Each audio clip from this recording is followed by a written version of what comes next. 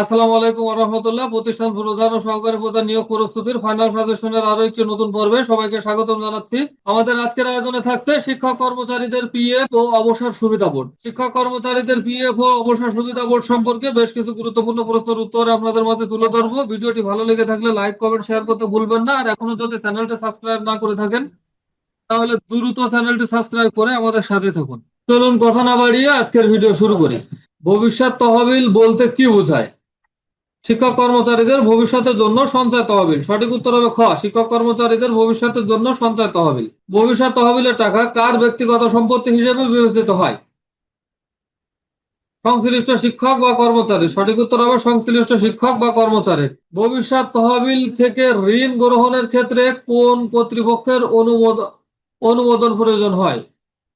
ভবিষ্যৎ তহবিল থেকে ঋণ গ্রহণের ক্ষেত্রে কোন কর্তৃপক্ষের অনুমোদন প্রয়োজন হয়? পরিচালনা কমিটি। সঠিক উত্তর হবে পরিচালনা কমিটি।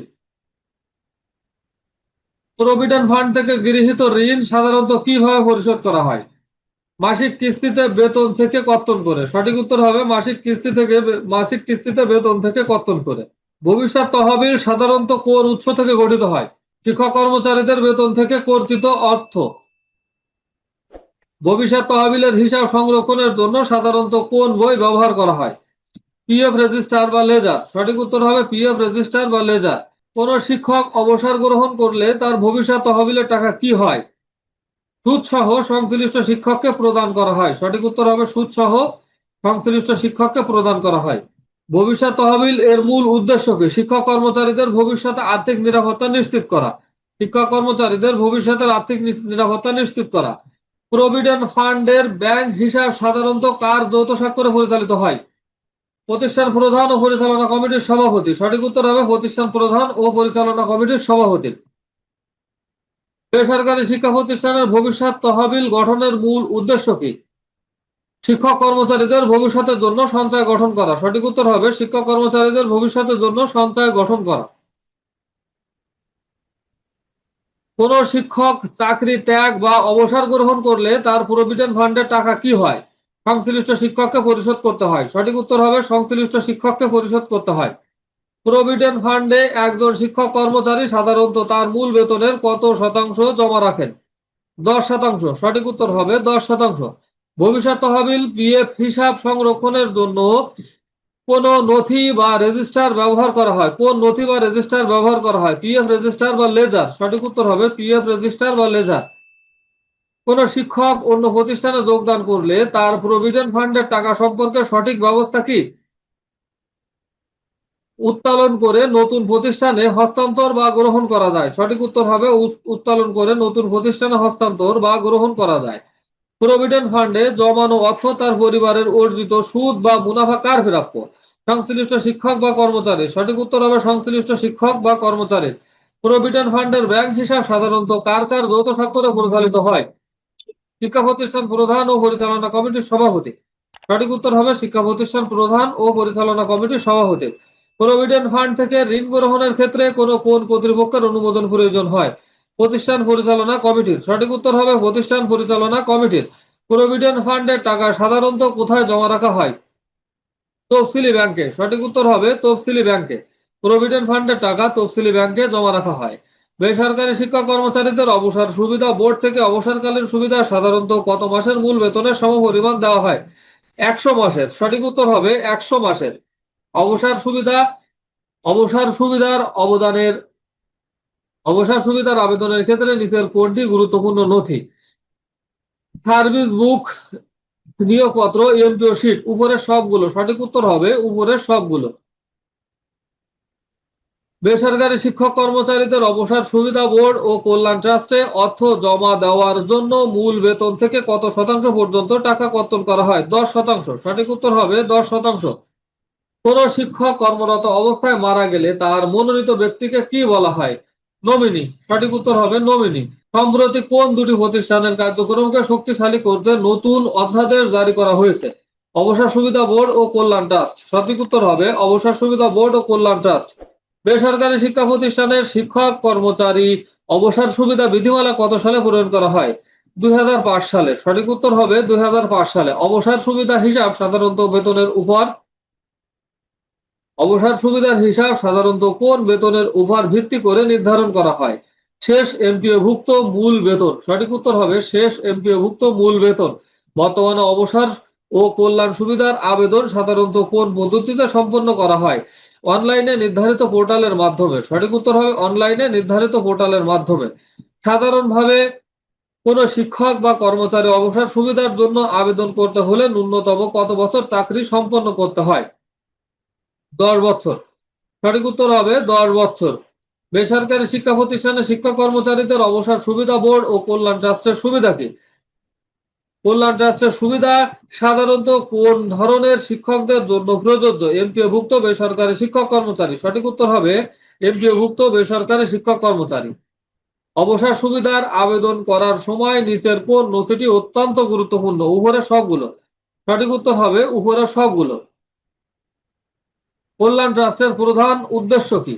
কল্যাণ ট্রাস্টের প্রধান উদ্দেশ্য হলো শিক্ষক কর্মচারীদের কল্যাণমূলক আর্থিক সহায়তা প্রদান। সঠিক উত্তর হবে শিক্ষক কর্মচারীদের কল্যাণমূলক আর্থিক সহায়তা প্রদান। অবসর সুবিধা বোর্ডের প্রধান কাজ কি? অবসর সুবিধা বোর্ডের প্রধান কাজ অবসরপ্রাপ্ত শিক্ষক কর্মচারীদের আর্থিক সুবিধা প্রদান। অবসর সুবিধার হিসাব সাধারণত কোন বেতনের ভিত্তিতে নির্ধারণ করা হয়? শেষ এমপিওভুক্ত মাসের মূল বেতন। সঠিক উত্তর হবে শেষ সঠিক উত্তর হবে শেষ এমপিওভুক্ত মাসের মূল বেতন। সঠিক উত্তর হবে গ। নিচের কোন প্রতিষ্ঠানের শিক্ষকরা অবসর সুবিধা বোর্ড ও কল্যাণ ট্রাস্টের আওতাভুক্ত নন? সরকারি শিক্ষা প্রতিষ্ঠান। সঠিক উত্তর হবে সরকারি শিক্ষা প্রতিষ্ঠান। শিক্ষক কর্মচারীদের মূল বেতন থেকে অবসর সুবিধা বোর্ড ও কল্যাণ ট্রাস্টের জন্য মোট কত শতাংশ পর্যন্ত অর্থ কত কর্তন করা হয়? 10%। সঠিক উত্তর হবে 10%। কোন শিক্ষক কর্মরত অবস্থায় মারা গেলে তার মনোনীত ব্যক্তি কি নামে পরিচিত? নমিনি। নমিনি নামে পরিচিত। বর্তমানে অবসর ও কল্যাণ সুবিধার আবেদন সাধারণত কিভাবে করা হয়? অনলাইনে নির্ধারিত পোর্টালের মাধ্যমে। অনলাইনে পোর্টালের মাধ্যমে আবেদন করা হয়। বেসরকারি শিক্ষক প্রতিষ্ঠানের শিক্ষক কর্মচারীর অবসর সুবিধা প্রবিধানমালা কোন আইনের ভিত্তিতে প্রণীত হয়? বেসরকারি শিক্ষা প্রতিষ্ঠান ও শিক্ষক কর্মচারী অবসর সুবিধা আইন 2002। বেসরকারি শিক্ষা প্রতিষ্ঠান শিক্ষক ও কর্মচারী অবসর সুবিধা আইন 2002 অনুযায়ী। বাংলাদেশের উচ্চ মাধ্যমিক শিক্ষক প্রশিক্ষণ ইনস্টিটিউট HSTTI যাত্রা শুরু করে কত সালে? 1995 সালে। সঠিক উত্তর হবে 1995 সালে। বাংলাদেশের উচ্চ মাধ্যমিক শিক্ষক প্রশিক্ষণ ইনস্টিটিউট HSTTI যাত্রা শুরু করে কত সালে? 1995 সালে। প্রাথমিক পর্যায়ে 1995 থেকে 2000 সাল HSTTI তে কোন ধরনের প্রশিক্ষণের উপর সবচেয়ে বেশি জোর দেওয়া হতো? সনদপত্র ভিত্তিক বিষয়ভিত্তিক জ্ঞান। সঠিক উত্তর হবে সনদপত্র ভিত্তিক বিষয়ভিত্তিক জ্ঞান। HSTTI এর জন্য সমন্বিত ও আধুনিক প্রশিক্ষণ কারিকুলাম প্রণয়ন করে কোন প্রতিষ্ঠান?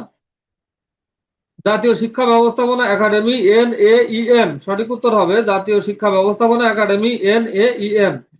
NAEM কর্তৃক HSTTI এর জন্য প্রশিক্ষণ কারিকুলাম পরিণত হয় কত সালে? 2012 সালে। সঠিক উত্তর হবে 2012 সালে। দ্বিতীয় পর্যায়ে 2001 থেকে 2010 HSTTI এর প্রশিক্ষণে যুক্ত হয় শিক্ষণ পদ্ধতি, পেডাগজি ও শ্রেণীকক্ষ ব্যবস্থাপনা। সঠিক উত্তর হবে শিক্ষণ পদ্ধতি, পেডাগজি ও শ্রেণীকক্ষ ব্যবস্থাপনা। সঠিক উত্তর হবে খ। HSTTI এর প্রথম অবস্থান ছিল কোন কোন বিভাগে? ময়মনসিংহ, রাজশাহী, খুলনা, বরিশাল, কুমিল্লা বিভাগে। সর্বমোট 5টি বিভাগে এর অবস্থান ছিল। অ্যাকশন রিসার্চ শ্রেণীকক্ষ ভিত্তিক গবেষণা HSTTI এর প্রশিক্ষণে যুক্ত হয় কোন সময়ে? দ্বিতীয় পর্যায়ে 2001 থেকে 2010। সঠিক উত্তর হবে খ। মাল্টিমিডিয়া ক্লাসরুম ব্যবহার করে ব্যবহারের তৃতীয় পর্যায়ে 2011 থেকে 2020 HSTTI তে যুক্ত হয় আইসিটি বেসিক প্রশিক্ষণ। সঠিক উত্তর হবে আইসিটি বেসিক প্রশিক্ষণ। মাল্টিমিডিয়া ক্লাসরুম ব্যবহার করে প্রশিক্ষণ HSTTI তে চালু করা হয় কোন সময়? তৃতীয় পর্যায়ে। সঠিক উত্তর হবে তৃতীয় পর্যায়ে। বর্তমানে 2021 থেকে বর্তমান HSTTI তে প্রশিক্ষণের কেন্দ্রবিন্দু কি? শিক্ষার্থী কেন্দ্রিক শ্রেণীকক্ষ ও অন্তর্ভুক্তিমূলক শিক্ষা। সঠিক উত্তর হবে শিক্ষার্থী কেন্দ্রিক শ্রেণীকক্ষ ও অন্তর্ভুক্তিমূলক শিক্ষা। জাতীয় শিক্ষানীতি 2010 প্রণীত হয় কত সালে? 2010 সালে। সঠিক উত্তর হবে 2010। HSTTI কোন অধিদপ্তরের অধীনে পরিচালিত হয়? মাধ্যমিক ও উচ্চ শিক্ষা অধিদপ্তর DSAC এর অধীনে পরিচালিত হয়। অন্তর্ভুক্তিমূলক শিক্ষা বলতে HSTTI তে কি বোঝায়? বিশেষ চাহিদা সম্পন্ন শিক্ষার্থীদের পড়াশোনার কৌশল। সঠিক উত্তর হবে বিশেষ চাহিদা সম্পন্ন শিক্ষার্থীদের পড়াশোনার কৌশল। জাতীয় শিক্ষানীতি 2010 তে শিক্ষক প্রশিক্ষণের কোন দিকটির উপর গুরুত্ব দেওয়া হয়? প্রযুক্তি ব্যবহার ও পেশাগত দক্ষতার উন্নয়ন। সঠিক উত্তর হবে প্রযুক্তি ব্যবহার ও পেশাগত দক্ষতার উন্নয়ন। ভিডিওটি শেষ পর্যন্ত দেখার জন্য আপনাকে অসংখ্য ধন্যবাদ। এই সিরিজের সবগুলো ভিডিও দেখতে চাইলে এই চ্যানেলে প্রতিষ্ঠান প্রধান ও সহকারী প্রধান নিয়োগ প্রস্তুতি নামক প্লেলিস্টটি ভিজিট করুন এবং এখনো যারা চ্যানেলটি সাবস্ক্রাইব করেননি তারা দ্রুত চ্যানেলটি সাবস্ক্রাইব করে আমাদের সাথে থাকুন। আজকের মতো বিদায় নিচ্ছি। আসসালামু আলাইকুম ওয়া রাহমাতুল্লাহ।